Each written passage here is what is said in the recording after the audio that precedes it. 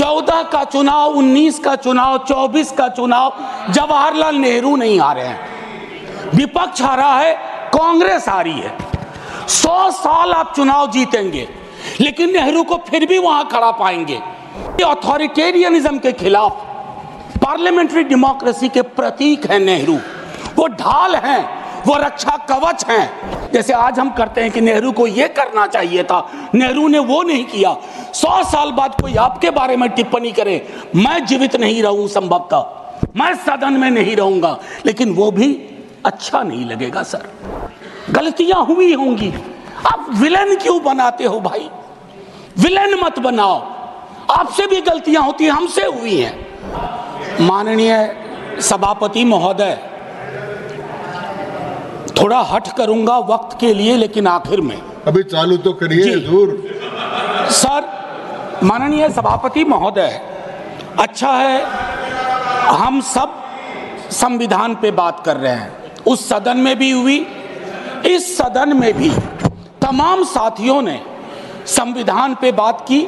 अपना अपना दायरा है, अपनी अपनी सोच है, अपनी अपनी प्राथमिकताएं हैं, लेकिन महत्वपूर्ण ये है कि हमने संविधान पे बात की।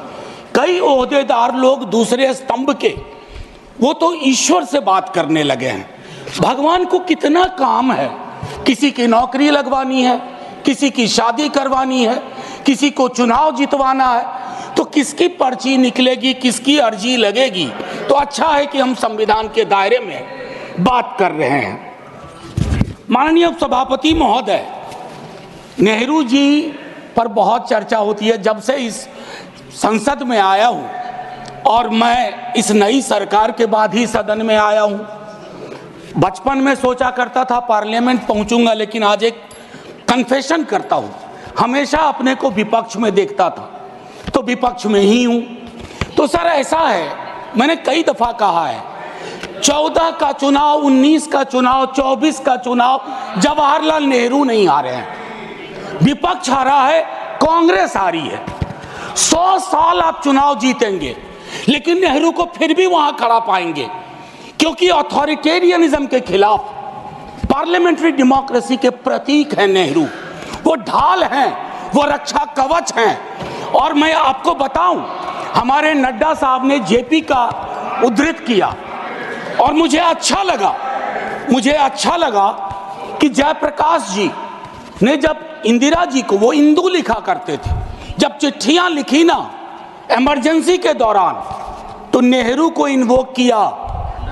आई am writing to you in the name of your father Jawaharlal Nehru. वो ऐसे व्यक्ति थे, जब उनकी आलोचना नहीं होती थी तो छद्म नाम से अपनी आलोचना स्वयं करते थे। तो मैं क्या कहूं, जयप्रकाश जी का कश्मीर पर जो नेहरू जी को चिट्ठी थी या इंदिरा जी को चिट्ठी थी, अगर वो चिट्ठी आज मनोज कुमार झा अपने नाम से कॉपी पेस्ट करके लिख दे, तो सर शाम तक मैं टेलीविजन डिबेट में विलेन बन जाऊंगा। मेरे पर यूएपीए लगे ना लगे, सांसद हूं शायद ना लगे, लेकिन बहुत तरह की तोहमत लगेगी। सर एक आवश्यक बात, हम महापुरुषों की जन्मतिथि, पुण्यतिथि पर माल्यार्पण वाले दुनिया के नंबर 1 देश हैं।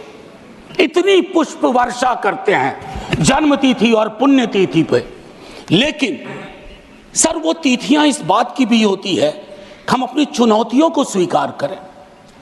अगर हम संविधान दिवस मना रहे हैं, क्या फ्रीडम के बारे में नहीं बात होनी चाहिए? दोनों तरफ ऐसी बातें हो रही हैं, मेरी कमीज सफेद, तुम्हारी कमीज गदली। अरे साहब, संविधान की कमीज देख लो, वो गदला ना हो, उस पे दाग ना पड़े, ये हमारा दायित्व होना चाहिए। आज से 25 वर्ष बाद मैं इस सदन में नहीं होऊंगा, हम में से बहुत लोग नहीं होंगे। जब 100 साल पे चर्चा हो रही होगी, बहुत चर्चा होगी, लोग विश्लेषण करेंगे। जैसे आज हम करते हैं कि नेहरू को यह करना चाहिए था, नेहरू ने वो नहीं किया। 100 साल बाद कोई आपके बारे में टिप्पणी करे, मैं जीवित नहीं रहूं, संभवतः मैं सदन में नहीं रहूंगा, लेकिन वो भी अच्छा नहीं लगेगा सर, अशोभनीय लगेगा। टाइम मशीन नहीं है सर, नहीं तो मैं अपने सारे साथियों को 47-46 ले जाता। खून की नदियां बह रही थी दोनों तरफ, खून की नदियां, मंदिर में गाय काट के फेंकी जा रही थी, मस्जिद में सूअर फेंके जा रहे थे। उस दौर में एक ऐसे देश के निर्माण का संकल्प, गलतियां हुई होंगी। आप विलेन क्यों बनाते हो भाई? विलेन मत बनाओ, आपसे भी गलतियां होती हैं, हमसे हुई हैं। मैं सिर्फ इतना कहता हूं माननीय उपसभापति महोदय कि जब हम तबसरा करते हैं इस तरह के नेताओं पे, तो हम भूल जाते हैं 47 में इस देश की क्या हालत है। सर आपने घर बनाया हो, मैंने नहीं बनाया अभी तक, मेरे पिता ने बनाया। सर ग्राउंड फ्लोर बनाने में सबसे ज्यादा मेहनत लगती है, नींव है वो। नेहरू और अंबेडकर, पटेल, आजाद ने नींव डाली। आप सेकंड थर्ड फ्लोर बना रहे हैं, उन्होंने फर्स्ट फ्लोर बनाया, आप 5 फ्लोर और बनाइए, लेकिन नींव के बगैर फ्लोर किसी काम का नहीं है, ये याद रहना चाहिए। सर माननीय उपसभापति महोदय, हमारे प्रधानमंत्री जी, भाजपा के कई साथी, और चूंकि ये संविधान की डायरेक्टिव प्रिंसिपल्स में है कि यूनिफॉर्म सिविल कोड, सर मैंने विस्तार से अध्ययन किया है, नड्डा साहब ने भी अध्ययन किया होगा, तमाम साथियों ने।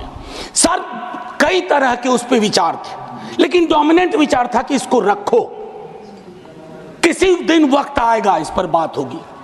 सर 44 आर्टिकल, जो कि ड्राफ्ट में 35 था, उससे पूर्व आर्टिकल 39 क्लॉज सी है sir, about concentration of wealth.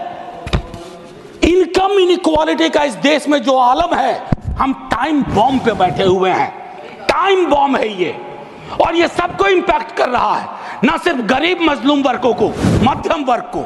अभी हालिया रिपोर्ट आई कि प्रॉफिट मेकिंग कंपनीज, लेकिन उनकी प्रॉफिट का एम्प्लॉय के सैलरी में कोई रिफ्लेक्शन नहीं है सर। रिलेटिव डिप्रीवेशन का जन्म हो रहा है। 44 तक पहुंचिए यूनिफॉर्म सिविल कोड तक, लेकिन रास्ते में एक मील का पत्थर है आर्टिकल 39C।